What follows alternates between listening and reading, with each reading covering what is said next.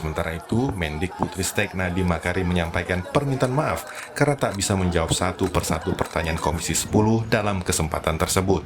Nadiem berjanji akan menjawabnya pada RDP selanjutnya, baik secara lisan maupun tulisan. Akan melalui pendalaman ya Pak, lewat RDP, di mana semua pertanyaan-pertanyaan tersebut akan bisa dijawab secara mendetil, didiskusikan, dan juga bisa membuat beberapa keputusan. Karena kesempitan waktu, saya mohon maaf sekali lagi kalau untuk tidak bisa menjawab satu persatu jawabannya, tapi tentunya baik secara tertulis ataupun di RDP akan pasti kami address setiap isu yang diangkat.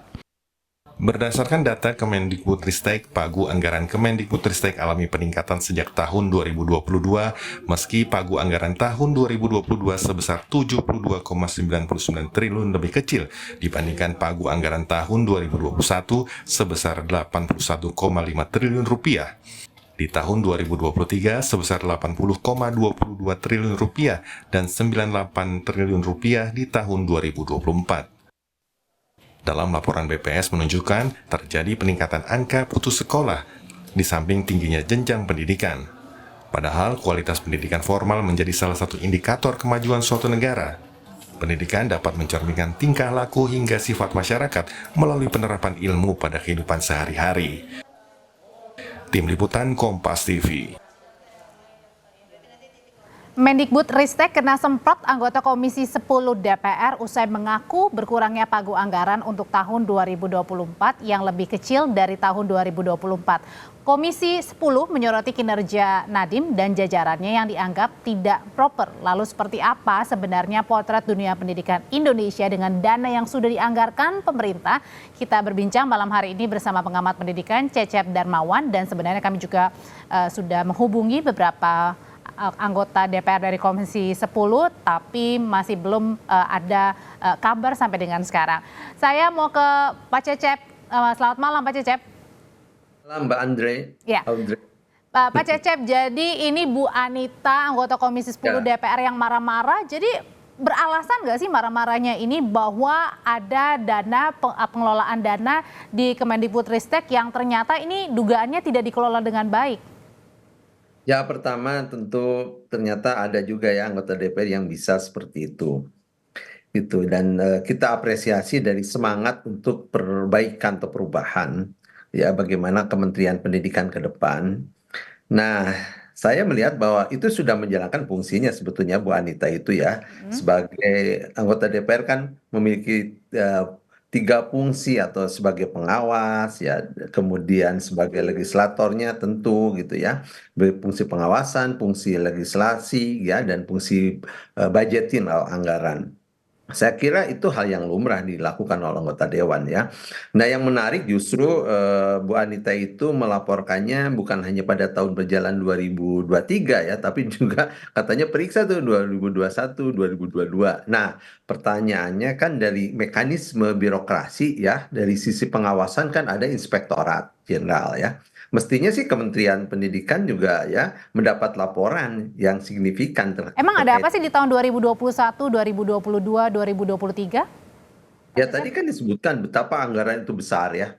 Misalnya yang kita tahu aja sekarang itu anggaran pendidikan 20% itu kan berapa ya? 660-an triliun ya, 665 triliun yang untuk 2024. Memang sebelumnya kurang dari itu, tetapi tetap itu 20% besar ya. Walaupun yang dikelola oleh Kementerian Pendidikan tidak sebesar itu tentunya ya. Ada sekitar yang tahun 2024 ini 98,9 triliun. Nah, artinya dana ini tetap besar ya, tetap besar. Pak Cecep, ya gimana? Kita contohin dulu deh, misalnya ini kan di layar nih ada alokasi anggaran pendidikan 2024, misalnya transfer senilai 300 sekian triliun, kemudian juga ada dari kementerian lembaga, Kemendikbudristek dan lain-lain sebagainya. Nah, ini yang tidak terserap begitu sebanyak 15 triliun. Ya, jadi tadi saya katakan betul ya, itu 98,9 triliun yang dikelola oleh Kementerian Pendidikan itu sebetulnya hanya 15% dari anggaran pendidikan yang jumlahnya 665 triliun. Itu pun tadi kalau dianggap misalnya berapa persen, 15% ya, belum terkelola dengan baik, artinya memang ini ada persoalan. 15, 15 bukan hanya triliun soal kurang. 12 triliun ya. 15. 15 triliun. Nah, itu pun bukan soal besarnya, tetapi bagaimana ya peruntukannya. Tadi Bu Anita saya dengar bagaimana di daerahnya di NTT gitu ya, banyak program-program yang belum menyentuh di sana. Artinya apa? Menteri harus turun tangan. Jadi saya minta ya Pak Nadiem ini walaupun hanya beberapa bulan lagi, coba turun ke daerah-daerah ya, sebagaimana tadi ditunjukkan oleh Bu Anita. Saya kira ini feedback baik bahwa selama ini jangan-jangan gitu ya, di pihak Kementerian Pendidikan ini kurang turun ke bawah.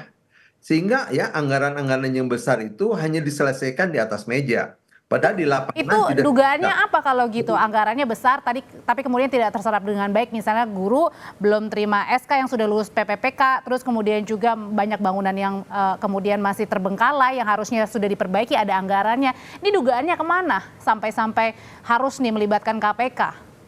Ya, satu, manajemennya jelek, buruk ya. Manajemennya berarti buruk. Yang kedua, pengawasannya juga buruk.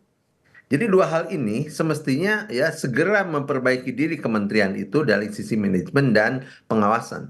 Sehingga kalau ada sekarang laporan dari Ibu Anita ke KPK ya sesuatu yang wajar Jadi menurut maksudnya saya. ada dugaan korupsi?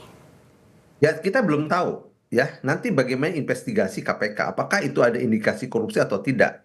Ya, kita tidak bisa menjudge itu ada atau tidak sebelum kemudian KPK tadi diminta oleh anggota dewan untuk kemudian turun ya. Kita lihat saja apakah itu ada indikasi itu, karena Bu Anita menyatakan ternyata ke daerah kami ya itu program-program belum nyampe gitu. Berarti ada masalah ya. Nah, sekarang kita minta KPK bisa nggak ya? Karena KPK juga sedang dirundung masalah secara internal gitu ya. Oke. Apa masih punya tenaga untuk kemudian apa permintaan Bu Anita ini juga bisa diikuti dengan baik gitu.